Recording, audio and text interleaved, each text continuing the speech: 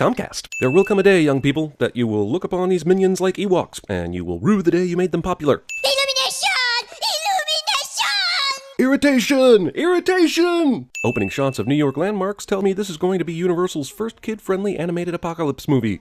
Here's the camera panning up the Brooklyn Bridge, and oh look, right across the way is the Empire State Building. Exactly how I remember New York. I've lived in this city all my life. Canine narration. She was looking for a roommate, and so was I! Katie throws her opportunity to split expensive New York City rent in the shitter by adopting a dog. I'm willing to overlook the fact that he ate this ridiculous number of shoes, because dogs be crazy and shit. But what I can't overlook is a fucking walk-in closet in a Manhattan apartment. Jesus, movie, we get it. Even Woody Allen doesn't romanticize New York this much. Sit.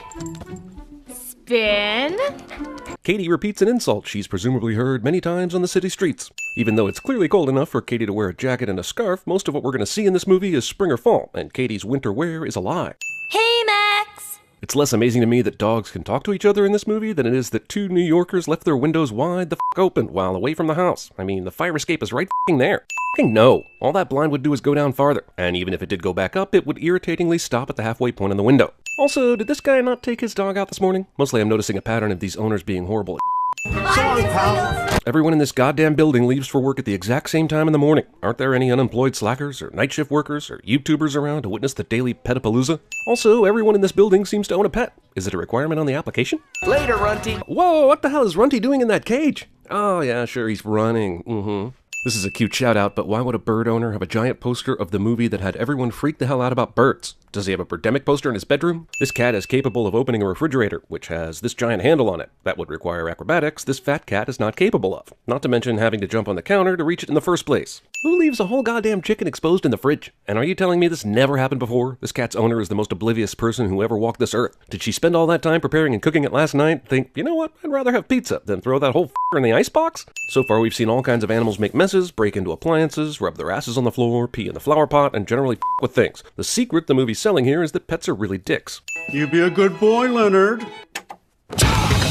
This appears to be playing on an iPod of some sort, so who bought this song so the dogs can rock out? Also, we've gotten into some serious Toy Story level bullshit here, where supposedly these animals have been able to do everything in secret without someone walking in unexpectedly and exposing their hidden lifestyles. Because nobody could ever love a cat the way they love a dog. That's catsist. Chloe could have come through the several windows that are wide open, but chooses to squeeze her fat ass through this one that's partially closed. The next thing I know, I wake up, I'm in the sky. Wait a minute, the sky? Yeah, there are suitcases everywhere. I'm locked up in a crate. So how did you know you were in the sky when you were in the baggage area?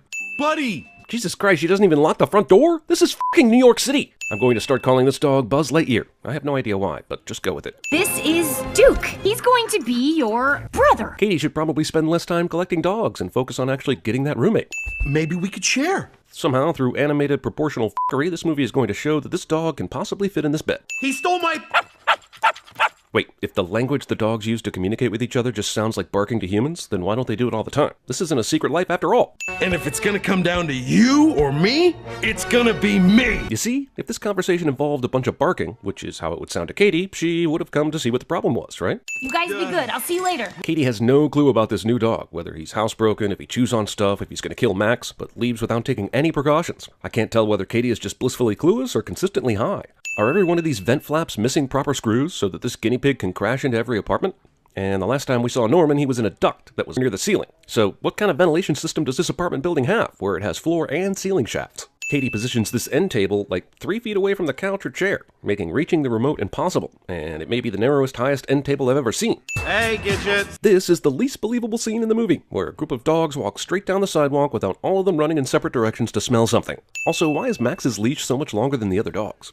Hey, what's up? The power of boners will cause the chain reaction for this animated adventure to finally adventure. Oh my gosh, what happened to you? I had a fight, alright? I wish this movie would explain how humans can't hear what the pets are saying, but dogs and cats and guinea pigs and hawks share the exact same language. There was an argument between the director and the animators on enough cats. Also, I know they're supposed to be alley cats, but this is ridiculous. Why would they just appear out of nowhere to defend this asshole? Have cats ever been interested in solidarity? Also, some of these cats are hiding in clothes hanging on these wires, which is funny, but then you have to imagine a cat gripping those clothes from the inside for hours without getting uncomfortable, and cats don't do uncomfortable.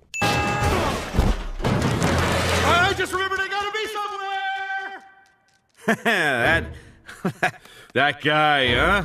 Duke smartly escapes this situation, but Doggy CK decides to stick around and try some new material on the horde of deranged cats. Run! Has anyone ever seen these dedicated animal control officers who only appear in movies? Since when do they patrol the streets like cops looking for running animals? And this guy is obviously derelict in his duty because the alley next door is a cesspool of cats. Main characters trapped in a vehicle driving right past where they're supposed to be, cliché. These animals are trying to break out this big dog that's on the truck, so I'm wondering how they knew the truck was going to be here at this very moment. Animal control guy continues to drive, even though the threat he's running from is in the car with him. More door-opening shenanigans from the animals in this movie, who obviously consulted Finding Dory for all the door-opening happening in this movie. Carrot key. Also a carrot key that doesn't break immediately when trying to turn it in this metal lock. Accurate depiction of Manhattan driving. Movie goes to Suicide Squadian levels to force me to say they all survive this. Over here, in this dark and foreboding shed. Does every movie apartment rooftop have a shed where someone keeps birds? Tiberius went through this whole ruse to get Gidget to unlock his cage and take his hood off, but he didn't notice he was chained to the fucking shed this whole time. I don't know what's more annoying, that there are several unnecessary vignettes in this movie, or that Gidget happens to be involved in almost all of them. This is as good a time as any to ask how Snowball can live in the sewer yet remain brilliantly white. Password. Look at me. I am your leader. Just give him the fucking password, dude. I mean, surely there are a million white bunnies that look exactly like you, so shouldn't you get mad if they don't ask you for the password?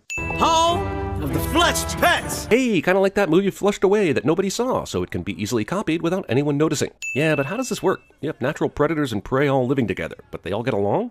Do they only feed on rival rats from Ratatouille? You can't hurt someone with a spoon. Says the guy who just fashioned a key out of a carrot. Ricky! Even in cartoons, even in the sewer, even with a bunch of animals, they somehow found a way to overdose on candle usage. Ricky was the only soldier I had that was ready to kill humans on sight. So if the flushed pets are literally about a war against humans, why don't they kill more humans? Sounds like Ricky was the only one, even though they have a fucking crocodile in their army. Also, this underground introduction to resistance fighters scene is a little more Demolition Man than I think they intended. I was a magician's rabbit for kids' parties. But then, bunny tricks went out of style. So is this set in the 1960s? Tiberius was out looking for Max and had no clue about his backstory, just his description. So how and why did he capture one of the alley cats? Where is Max? Okay. He's in the sewers. Even if there were a way that the cat actually knew who and where the flush pets were, Max just got there like an hour ago, so there's no way he could have gotten that intel so quickly. What are you doing initiating a couple domestics? Domestics?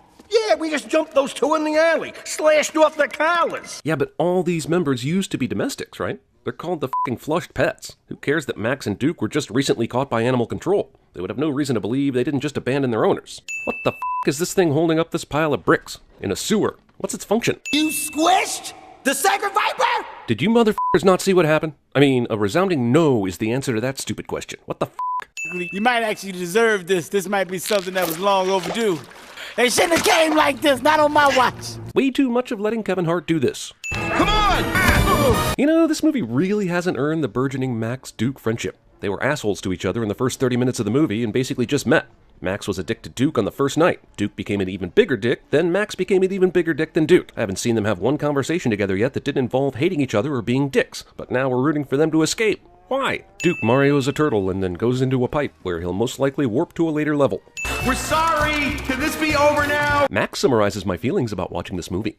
When I got my claws caught in the curtains, who pulled me down? Max did. There's a supreme level of story missing from this movie to make any of this feel right. Max is basically the hero of this apartment building, but we've never seen him do anything heroic. We're only hearing about it just now. Remember Toy Story, the movie this movie wants to be? Woody is established early on as the leader and favorite. We root for him because it looks like he cares about the rest of the toys and treats them with respect. But Max has done nothing to earn that. When that random cat tried to eat Sweet Pea, who saved him? It wasn't a random cat, it was you. How come every animal in this movie can talk except for Sweet Pea? Max and Duke attended the Jim Gordon School of Escaping Sewers. It appears we've now hit the Ex Machina portion of the film. Everything will now be something saves Max and Duke at the last minute kind of things. Somewhere in New York, there's gotta be at least one asshole who just saw two dogs jump on a ferry and saw one dog throw a life preserver out to save the other dog, and videoing it. And that video would be on YouTube, getting Gangnam-style views. Sorry, Snowball, only the protagonist will escape via the ungated sewage pipe that's piping sewage directly into the East River. Wiener Dog using its long body to climb things couldn't be more toy if it's storied. Movie does this for a second time. You saw it in the trailers. You saw it at the beginning of this movie. Now where do we go? Is it still funny? For a movie that likes animals so much, you'd think they'd stop beating a dead horse. This is Pop's place. His owner is never home, so it's kind of a hot spot. His owner is never home, so who feeds him and takes him out? Even if he's hired someone to do it, this would happen 2 to 3 times a day, right? The f*** is that noise, movie? Shit. This dog is even wearing training wheels, and nobody comes to check on him. There are some true asshole pet owners in this flick. I do know a guy in the sewers. The filmmakers saw a 30-second clip of Dana Carvey doing his Back in My Day SNL bit on YouTube and said, "Sold!" So where are you from, my fuzzy angel? Dude, I'm a cat. Well, nobody's perfect. Movie fails to cite Some Like It Hot for the line it just did. Also, yeah, the cat would be amazing at CinemaSins. Sausage. Because we needed one more way for Max and Duke to get hilariously distracted from their journey home. Also, let's think about this. After Katie left for work, Max and Duke trashed the apartment while waiting for the dog walker to come. We can assume that was midday, because Katie probably took them out in the morning. Since that time, they've walked to the park, escaped, got into an alley cat fight, were abducted, escaped again after Snowflake crashed the car, went through the whole initiation process, escaped again, then took a ferry all the way to Brooklyn. My point is, Katie is not f***ing home yet to discover them missing? This whole gang is able to John McClane themselves up into the ventilator shaft. Both birds are screaming here as they descend. I guess it's because they conveniently forgot to have the goddamn power of flight. Today's top video is a cat doing impossible cat things while being filmed by a dog who is apparently able to edit, transfer, and upload videos onto YouTube. Also, damn, that dog uploaded the cat video in record time, and it went viral in record time. Pussy shaming. Just like Finding Nemo and Finding Dory, the heroes find a way to travel via bird. Say what you want about this dude's cleaning habits, at least he's got a diverse diet. He's got Chinese food, fried chicken, pizza, hamburgers, and whatever the hell that shit is in the blender. Bullshit. You're saying that in all of Williamsburg, these two dogs smelled only sausage and were led to some weirdo hipster wienery with a terrifying mascot? Also, wiener follows the I before E except after C rule, except in a movie for children, where they'll certainly spell it the wrong way from now on, unless Anthony Weiner owns this, and that's a whole other set of sins. I haven't counted, but this movie is challenging Batman v Superman hard for the record for most dream sequences in a 2016 film. Also, this Secret Life of Pets movie has time for a dream sequence involving sausages, but not one conversation with these dogs learning to be friends. This phallic meat party is making me a little uncomfortable. Can we go back to the part where they were swimming through raw sewage? Hey, you crybaby! Where's the Viper rat? What, no candles? You gave Ducky McDuckface 15, but you can't give your beloved Viper one? Felt tip marker penetrates a wooden crate, because that's the level of detail movie is comfortable with. You gotta admit, the crocodile screwed everyone in this scenario. Maybe just let the militant bunny that can easily fit through the pipe lead the charge for a change? Just ignore what just happened. It takes almost an hour for the movie to devolve into Shrek-like poo jokes, but it got there. You remember those assholes that the other pets are risking their life for? Yeah, they're all cozied up in a sausage coma in Brooklyn. You know, when I met you, I was all like, I don't know if I like him. It takes nearly an hour and sausage drunkenness to get these dogs to have a conversation, and there's like 20 minutes left in the movie. He was the best. Oh no, is he about to sing When She Loved Me? Also, don't do another dream sequence. Don't do another dream sequence. Don't do it. Damn it! By the time I had caught up with it and ate it, I realized I was so far away from my home, I couldn't find it. These dogs are the worst dogs to ever dog. Listen, I've seen Homeward Bound: The Incredible Journey, and I know what you assholes can do. Are you telling me these guys, after being assaulted by a rabbit and so forth earlier, went to the hospital, got bandages and braces, and then still had to finish their shift? How do I smell? Well, you've been swimming around in sewer water and sausages for the better part of the day, so I'm guessing not great. There it is. So these dogs can find a walk up in Brooklyn, but not a high-rise in Manhattan? And if it were this easy to find relative to the sausage factory, why the f*** would Duke not have found it before now? Why did you bring me here, Max? Great, this is like a romantic comedy where the guy does something stupid 30 minutes before the movie ends, and the rest of the movie is that guy planning his cure for cancer and or saving children from a burning building to get the girl back. Only this time it's two dogs, and they just became friends for like 5 minutes and the movie is over in 15. I don't understand. The animal control guys seem to be willing to go to the ends of this earth to track these two down, but now that they have one, they're okay with taking off? Let's see, this is like Frogger, this is a dog, so this is Dogger. Brilliant!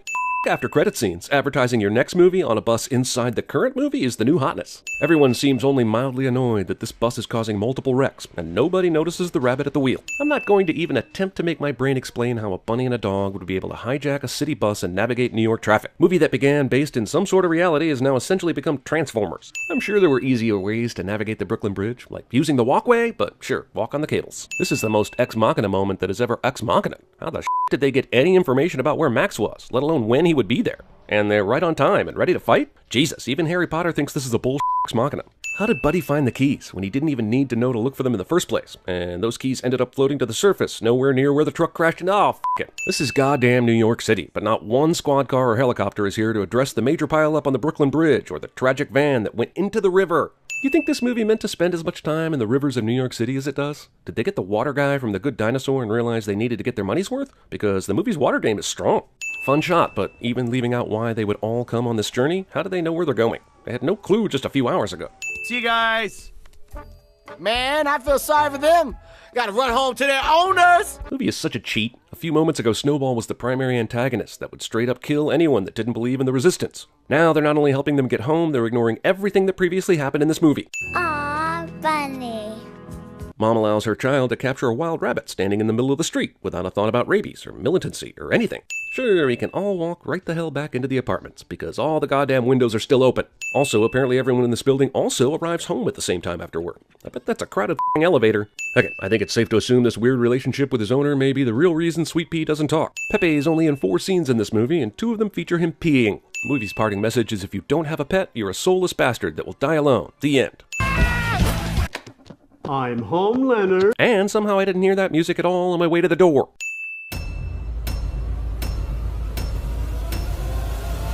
Help control the pet population. Have your pets spayed or neutered.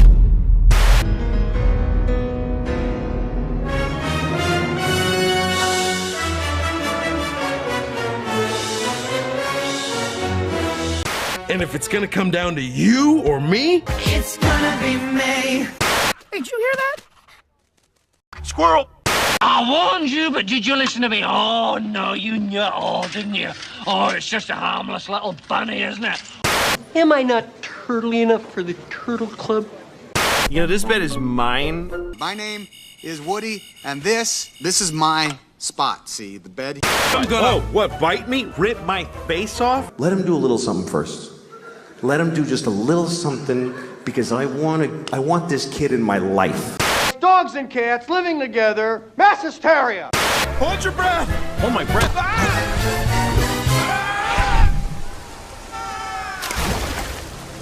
Y'all get a Peter Pan right here off of this damn